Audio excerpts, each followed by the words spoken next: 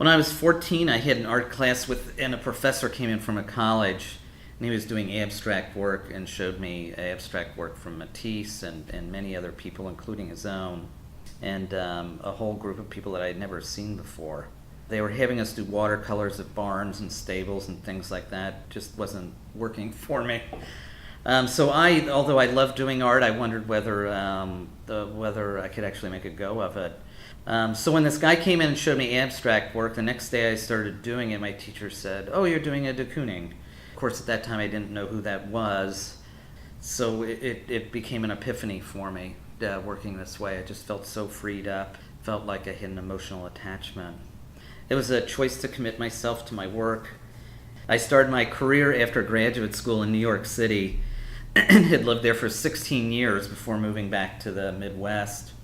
And once I established my name and myself nationally, it made it a lot easier to move back. It's easier to get work done here, so I certainly like that. But I'm back in New York an awful lot. Currently are actually pursuing the idea of having a studio again there. And I think the influence of New York early on and having the luxury of being at the right place at the right time and meeting most of the big artists of that era, from Andy Warhol to, I clearly remember meeting Louise Nevelson, who was very charismatic, just very theatrical. And people like that really set the tone, that it was okay to make a living doing your art, that it was okay to be comfortable in your own skin and live that way. It wasn't too obtuse or off to the side. That was really refreshing and was very powerful.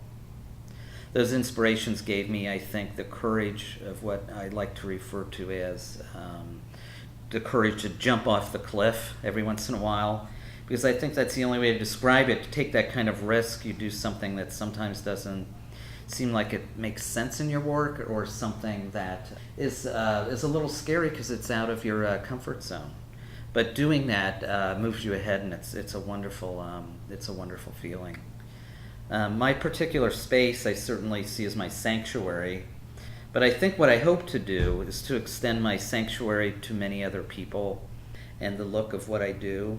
I've had the luxury of doing this my entire adult life, but it also has to do with me creating my own world, and my hope is that actually when people see my work, they will get a sense of mythology about it and perhaps start to create their own mythology, which becomes their own myth world, and therefore creating an environment that's about themselves, making their lives a little happier, more positive, with positive elements.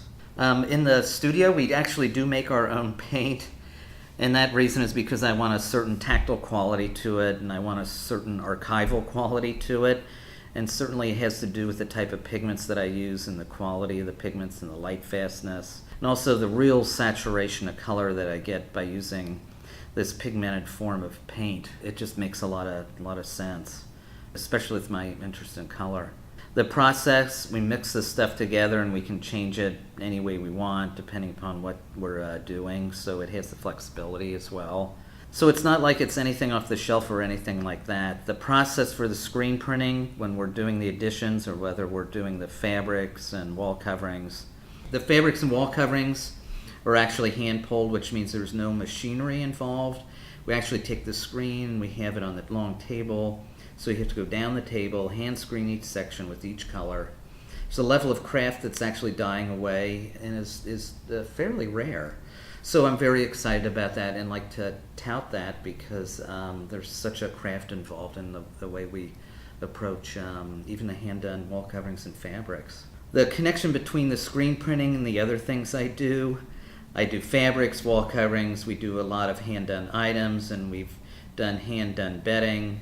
Between all these different things, there are many mediums, obviously many applications, but there's a single vision to what I do. Walter Knabe is proudly represented by Indie Contemporary, a division of Modern Masters Fine Art and Brokerage in Indianapolis. Visit indiecontemporary.com for more information.